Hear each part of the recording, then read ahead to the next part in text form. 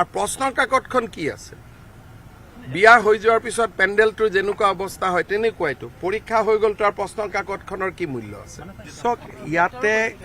কিছুমান ব্যক্তিয়ে এডিআৰিত ভুল উলিয়াবৰ কাৰণে দিনে ৰাতিয়ে বিৰামহীন প্ৰচেষ্টা কৰি আছে মই তেওঁলোকক ধন্যবাদ আৰু অভিনন্দন জনাইছো আপোনালোকে যিমান খুঁত উলিয়াব খোজে খুঁত উলিয়াই থাকক ইয়াৰ পৰা ক্ষতিটো হিমন্ত বিশ্ব শৰ্মাৰ নহয় ক্ষতি হ'ব যুৱক যুৱতীসকলৰ স্বপ্ন যদি কৰবাত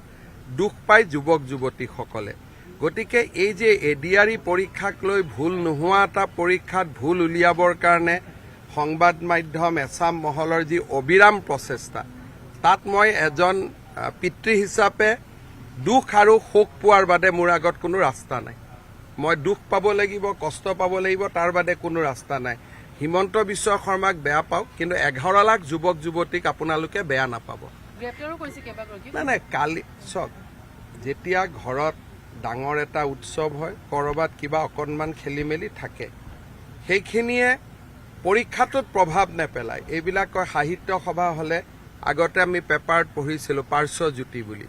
এইবিলাক পাৰ্শ্বজ্যোতি কিবা ডাঙৰ পৰীক্ষা হলে কিন্তু তাকে লৈ চুট পেণ্ট পিন্ধি টিভিত ওলাই যে পৰীক্ষা বেয়া হৈ গ'ল প্ৰশ্নৰ কাকত ওলাই গ'ল যিটো প্ৰচেষ্টা এই প্ৰচেষ্টাই অসমৰ সংবাদ মাধ্যমক যুৱক যুৱতীৰ পৰা আঁতৰাই লৈ যাব পৰীক্ষাটো সকলো ভালেই হ'ব পৰীক্ষা নিশ্চিতভাৱে ভাল পাব দুখীয়া ল'ৰা ছোৱালীয়ে চাকৰি পাব যেতিয়া চাকৰি ৰিজাল্ট ওলাব প্ৰতিজনৰ দেউতাক মাকৰ খবৰ ল'ব সাহস থাকিলে ষ্টুডিঅ'টো দেউতা মাকক মাতিব দুখীয়া দৰিদ্ৰ পৰিয়ালে চাকৰি পাব কিন্তু পৰীক্ষাটোত ভুল উলিয়াবৰ কাৰণে একাংশ সংবাদ মাধ্যম যেনেকে নামি পৰিছে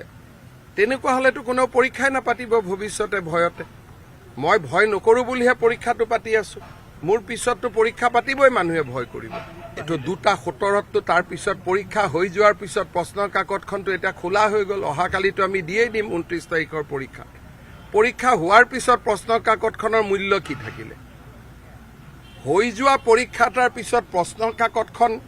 তাৰ মূল্য কি সেইকাৰণে মই এবাৰ সেৱাক কৈছো প্ৰশ্নৰ কাকতখন ঘৰতে লৈ যাব দিব নহলে সংবাদ মাধ্যমে এইখনক লৈ ৰাজনীতি কৰি থাকিব OMR সিটটো ওলোৱা নাই আৰু 2:17 ডেৰটাত পৰীক্ষা চেজ হৈছে 2:17 কিছু শিক্ষাগুৰু বুলিয়ে কম কিছু শিক্ষাগুৰুৱে প্ৰচেষ্টা কৰিছিল যে এখন মই ফটোষ্টেট কৰি লওঁ কিয় লৈছিল চাম কিন্তু তাৰ পৰাতো পৰীক্ষাত একো ক্ষতি হোৱা নাই পৰীক্ষাটো 1:30টাতে হৈ গ'ল OMR সিটটো জমা হৈ গ'ল আৰু প্ৰশ্নৰ কাকতখন কি আছে বিয়া হৈ যোৱাৰ পিছত পেণ্ডেলটোৰ যেনেকুৱা অৱস্থা হয় তেনেকুৱাইতো পৰীক্ষা হৈ গ'ল তাৰ প্ৰশ্নৰ কাকতখনৰ কি মূল্য আছে